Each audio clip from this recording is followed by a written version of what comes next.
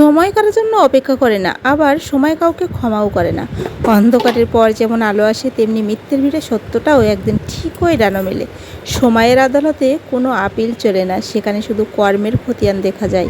তো যাই হোক, নমস্কার বন্ধুরা, নতুন একটি ভিডিও সবাইকে অনেক অনেক ভালোবাসা, শুভেচ্ছা ও অভিনন্দন।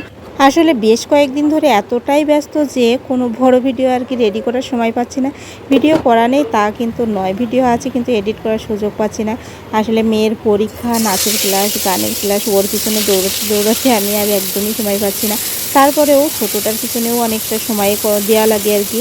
ও অনেকটাই ছোটো, এই কারণে ওর পিছনেও সময় দেওয়া লাগে। আর আজকে দেখো রান্না করছি কই মাছ দিয়ে কাঁচা কলা। আর এই মাছগুলো কিন্তু আমি যখন অসুস্থ হয়েছিলাম, অনেকেই জানো আমার ডেঙ্গু হয়েছিল, তো আমার মা আমাকে দেখতে এসেছিলো, তখন এই মাছগুলো এনেছিল। আর এই মাছগুলো কিন্তু আমাদের নিজেদের খানার। তো এই মাছগুলো অনেক বেশি মজা, অনেক খেতে অনেক সুস্বাদু।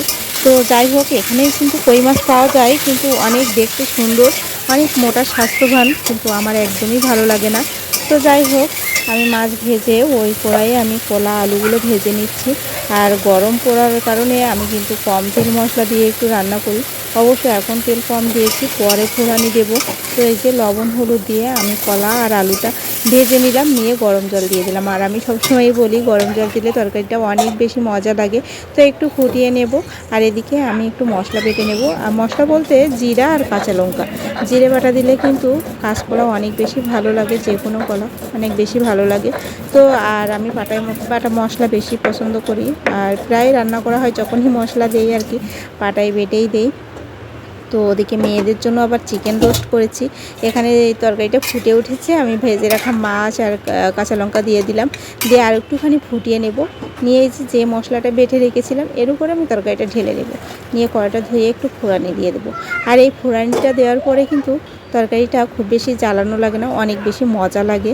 তো এই যে শুধুমাত্র জিরে ফোড়ানি দিয়ে দিলাম, দিয়ে তরকারিটা ঢেলে দেবো, দিয়ে একটুখানি ফুটিয়ে নেব। আর আমার রান্নাটা কমপ্লিট হয়ে যাবে একটু পরে। আর আগে তো মেয়েদের রান্না হয়েই গেছে, ওরা সবজি অতটা বেশি পছন্দ করে না, এই জন্য ওদের জন্য মাঝে মাঝে আর কি চিকেন রোস্টটা রান্না করা লাগে, ওরা ওটা দিয়েই খাবে আর কি। এই যে তরকারিটা হয়ে গেছে। তো ধৈর্য ধরে এতক্ষণ আমার ভিডিওটা দেখার জন্য সবাইকে অসংখ্য অসংখ্য ধন্যবাদ। তো ভালোবেসে আমার পাশে থেকো আর ভালো রেখো সবাইকে।